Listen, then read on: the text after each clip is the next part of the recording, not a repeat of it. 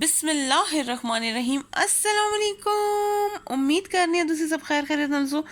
جی تو یہ بک میرے ہسبینڈ نے مجھے جو عیدی بھیجی تھی، ورقہ بھیجا تھا، اس میں بہت ساری بکس آئی تھیں، تو ایک یہ بک بھی تھی. اور حضرت عمر فاروق رضی اللہ عنہ جو ہیں وہ میرے لیے مطلب سب حضور پاک صلی اللہ علیہ وسلم کے بعد اگر کسی کی پرسنالٹی ہے تو وہ حضرت ابوبکر صدیق رضی اللہ عنہ کی ہے، پھر حضرت عمر فاروق رضی اللہ عنہ، حضرت عثمان غنی رضی اللہ عنہ اور حضرت علی رضی اللہ عنہ. تو ون آف دا فیوریٹ میری پرسنالٹی میں آتے ہیں، جو مجھے پرسنالٹیز پسند ہیں اسلامک، اس میں جو ہیں حضرت عمر فاروق رضی اللہ عنہ بھی آتے ہیں. اور میں جو ہوں اس بک کو اسٹارٹ کروں گی اور اس میں دیکھیں گے کہ آخر کیا لکھا ہوا ہے. مطلب پڑھا تو ہم نے بچپن سے ہے، پر یہ آپ دیکھ لیں یہ اتنی موٹی بک ہے، تو یقیناً اس میں ہمارے سیکھنے کے لیے کچھ نہ کچھ ہوگا. اور میں اسے ضرور میں نے مطلب مجھے بکس بہت پسند ہیں اور میں پڑھتی بھی ہوں، لیکن میں چاہتی ہوں کہ اور بھی شیئر کروں.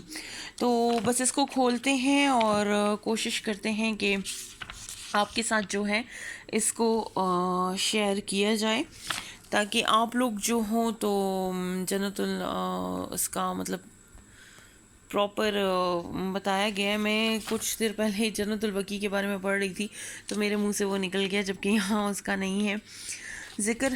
خیر، تو کنٹینٹ تو یہی ہے، لیکن میں جو ہوں اسٹارٹ کرنا چاہتی ہوں حضرت عمر فاروق کے بارے میں آخر کیا لکھا ہوا ہے.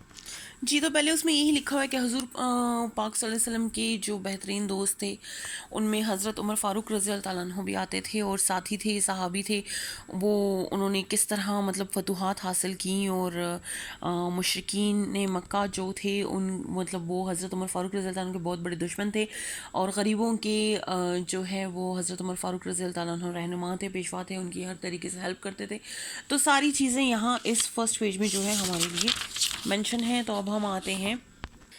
اچھا، تو یہاں پہ جو ہے پراپر بتایا گیا ہے کہ حضور پاک صلی اللہ علیہ وسلم کے دور میں کافی شخصیات جو ہیں وہ مشہور تھی، لیکن اس میں حضرت عمر فاروق رضی اللہ عنہ کا ذکر بھی آتا ہے. بہت مختصر عرصے میں، مطلب صرف 10 سال میں انہوں نے بہت بڑی سلطنت قائم کر لی تھی. اسلام کے جو دشمن تھے تو اس وقت انہوں نے ان کو شکست دی، اور کس طرح وہ فتح پہ فتح حاصل کرتے رہے، لیکن اپنے نبی کریم صلی اللہ علیہ وسلم کے بتائے ہوئے رسولوں سے وہ بالکل بھی نہیں ہٹے. اور وہ ہمیشہ یہی ہوتا تھا کہ انہوں نے اللہ کو جو ہے اللہ کی بارگاہ میں حاضر ہونا ہے، اور وہ ہمیشہ ایسے اعمال کرتے تھے جو کہ اللہ اور اس کے رسول صلی اللہ علیہ وسلم کی نظر میں ہمیشہ اونچے اور بلند ہوں. تو ہم اب جاتے ہیں نیکسٹ پیج پہ. جی تو یہاں بتایا گیا کہ جب حضرت عمر فاروق رضی اللہ عنہ نے خلافت سنبھالی تو اس ٹائم کافی زیادہ جو ہے مسائل تھے ان کے سامنے، لیکن انہوں نے جو ہے اپنی جہاد کے ارادے کو جو ہے ترک نہیں کیا، اور انہوں نے پوری کوشش کی کہ مسلمان جو ہیں وہ آگے بڑھیں. روم سے بہت زیادہ مسلمان اس ٹائم، کیونکہ وہ سپر پاور تھی تو وہ ڈرتے تھے. اور اس بک میں یہ بھی مینشن کیا گیا، جو ایک حقیقت ہے، میں خود بھی مانتی ہوں، کہ ہمیشہ سکندر اعظم اور چنگیز خان اور نیپولین اور ان لوگوں کے حوالے دیے جاتے ہیں، لیکن فتوحات میں اگر دیکھا جائے نا تو حضرت عمر فاروق رضی اللہ عنہ کے جو ہمارے اوپر احسانات ہیں مسلمانوں کے اوپر، اسے اگنور نہیں کیا جا سکتا. تو بہت زیادہ مطلب حضرت عمر فاروق رضی اللہ عنہ کے دور کے بعد جو ہے تو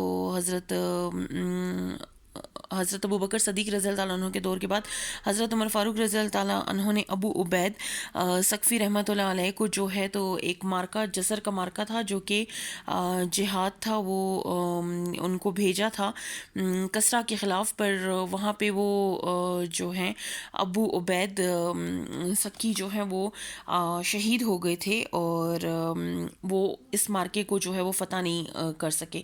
تو حضرت عمر فاروق رضی اللہ عنہ نے کہا کہ بھئی مجھے جانا ہے، پر بہت سارے جو بزرگ صحابہ تھے اور جو ان کے ساتھی تھے انہوں نے انہیں منع کر دیا کہ آپ نہیں جاؤ گے، کیونکہ اس ٹائم جو خلافت ہے وہ آپ کی یہاں پہ بیٹھنا بہت زیادہ ضروری ہے. تو پھر انہوں نے دوسرا ایک وفد تیار کیا جہاد کے لیے، جو کہ تھا سعد بن ابی وقاص رضی اللہ عنہ، اور ان کو جو ہے وہ بھیجا گیا وہاں پہ، اور انہوں نے فتح حاصل کی. اس طرح جو ہے فتح آہستہ آہستہ شروع ہو گئی، عراق، ایران اور مصر تک جو ہے تو یہ مملکت پھیلتی گئی. تو ہمیں اس سے سوچنا چاہیے کہ کتنی ساری ان کو مشکلات تھیں پر انہوں نے ہمت نہیں ہاری اور انہوں نے ہمت کے ساتھ کام لیا. ہم لوگ چھوٹی سی مشکلات آتی ہیں, ہمارے جو دل ہیں وہ دھڑکنا شروع ہو جاتے ہیں اور ہم کہتے ہیں بھائی مجھ سے تو نہیں ہوگا. تو یہ سوچیں کہ انہوں نے اتنی ساری فتوحات کیسے کی, انہوں نے ہمت نہیں ہاری. میں بکس کیوں پڑھتی ہوں؟ میں بکس پڑھتی اسی لیے ہوں کہ اس میں ایک سکون ملتا ہے آپ کو اور آپ کو پتہ چلتا ہے جب بھی آپ کی لائف میں پرابلمز ہو تو یہ تو کچھ بھی نہیں ہے. پرابلم تو وہ تھی جو بزرگان دین پہ گزر چکی ہیں. اور مزے کی بات یہ کہ ہمیں تو فیسلٹیز کتنی ملتی ہیں, پنکھے لگے ہوئے ہیں, گرمی ہے, سب کچھ ہے. اس ٹائم تو یہ ساری فیسلٹیز نہیں تھیں اور اس کے باوجود وہ ایک مطلب ان کی لائف میں تو یہ ورڈ تھا ہی نہیں کہ سردی بہت زیادہ ہے یا گرمی بہت زیادہ ہے, پانی گرم ہے یا پانی ٹھنڈا ہے. یہ الفاظ تو مجھے مطلب لگتا ہی نہیں کہ ان کی لائف میں یہ کوئی ویلیو رکھتے ہوں گے. ان کی لائف میں یہ ویلیو رکھتا تھا دین کے لیے کیا کیا ہے یا میری پرسنالٹی کیا کر رہی ہے یا میں کہاں کھڑا ہوں.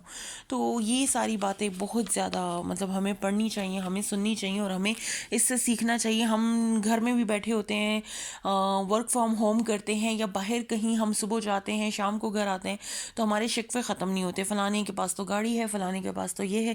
تو یہ سوچو کہ ہمارا تعلق کس امت سے ہے. ہماری امت کا تو تعلق ہی ایسے اس سے ہے کہ بھئی برداشت کرو, آگے بڑھو, ہمت کرو, آگے بڑھو. تو یہ ساری باتیں. اور سیکنڈ یہ کہ مجھے نفرت ہو چکی ہے برداشت ورڈ سے. برداشت ورڈ کو تو میں کہتی ہوں لائف سے آپ لوگ نکال دو. ہماری عورتوں میں بھی یہ مسئلہ ہے, وہ کیا کرتی ہیں کہ وہ صرف برداشت کرتی ہیں اور وہ کہتی ہیں میں نے صبر کیا ہے. صبر کا تو مطلب یہ ہے کہ آپ کبھی زندگی میں اس لفظ کو منہ پہ لاتے ہی نہیں ہو کہ میرے اوپر شوہر نے یہ ظلم کیا, میرے اوپر اولاد نے یہ ظلم کیا, میرے اوپر ساس سسر نے یہ ظلم کیا. صبر کا مطلب تو یہ ہوتا ہے آپ نے اگر 3 دن کچھ کھایا نہیں آپ کبھی منہ پہ نہیں لاؤ گے, کیونکہ صبر کا تعلق تو اس رب کی ذات سے ہے جیسے روزے کا تعلق اللہ کے ساتھ ہے. تو آپ کس طرح یہ تو صرف آپ کی برداشت ہوتی ہے.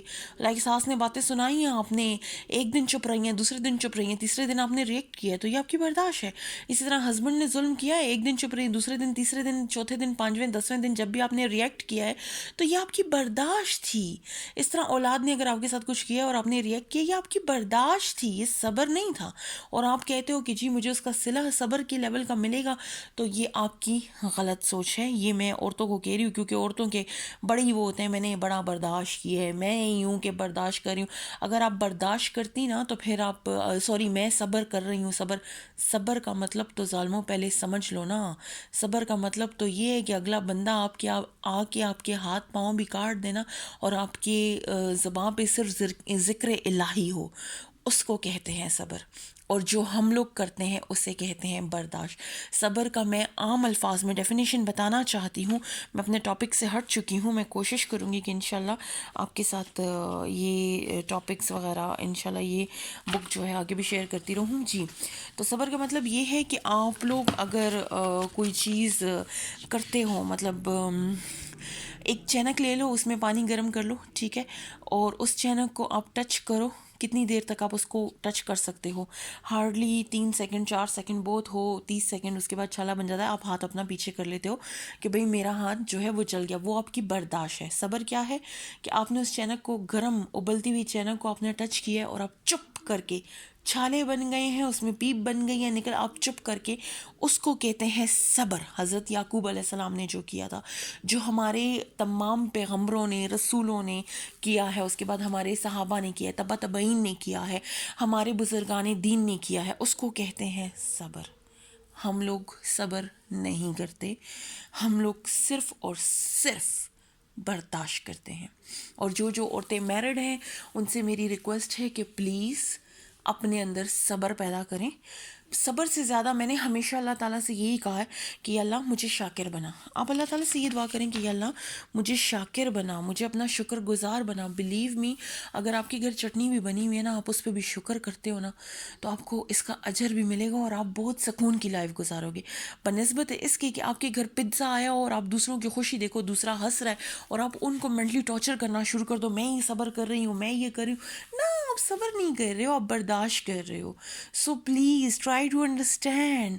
میں یہ بات کب سے کرنا چاہتی تھی, یہ میسج کب سے دینا چاہتی تھی. الحمدللہ اللہ تعالیٰ نے مجھے ایک پلیٹ فارم دیا ہے اور میں رب کی ذات کا بہت بہت شکر ادا کرتی ہوں کہ مجھے ایک بہترین پلیٹ فارم ملا ہے جو کہ یوٹیوب ہے. اور اس کے ذریعے, اس پلیٹ فارم کے ذریعے میں آپ کو بتانا چاہتی ہوں کہ بھائی صبر کریں, شکر کریں. اللہ تعالیٰ سے ہر نماز میں یہ دعا کریں کہ اللہ مجھے شکر گزار بنا دے. بلیو می، آپ جب شکر کرنا شروع کر دو گے نا تو آپ کی لائف سکون سے ہو جائے گی. ہر حال میں رب کا شکر ادا کریں. اور سیکنڈ، جن لوگوں کو مینٹلی ٹارچر کیا جاتا ہے، ان کو لائک باتیں سنائی جاتی ہیں، ہرٹ کیا جاتا ہے، تو میں ان کے لیے یہی بولوں گی کہ میری طرح آپ لوگ بھی یہ سمجھیں کہ واقعی اللہ تعالیٰ نے آپ پہ بڑے احسانات کیے ہیں، اس لیے آپ سے حسد کرنے والے بہت سارے لوگ ہیں. کیونکہ اکثر انسان تکلیف میں ہو جاتا ہے کہ یار میں نے اس کا بگاڑا کہ کیوں مجھے باتیں سنا رہی ہے. خاص کر عورتوں میں یہ مسئلہ ہوتا ہے، اس لیے میں یہ ورڈ یوز کر رہی ہوں.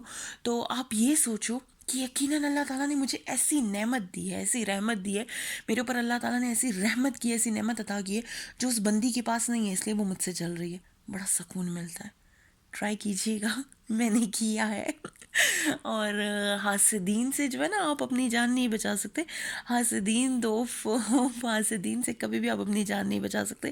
اوکے جی، تو انشاءاللہ آؤں گی اور ویڈیو لے کے. دل تو کر رہا تھا بہت زیادہ بولوں، لیکن آپ لوگ کہیں بور نہ ہو جاؤ، تو انشاءاللہ آؤں گی نیو ویڈیوز لے کے. آئی ہوپ آپ کو میری ویڈیو پسند آئی ہوگی، اور میرے چینل کو لائک کیجیے، سبسکرائب کیجیے، اور بیل آئیکن بھی پریس کر دیجیے گا. Thank you so much.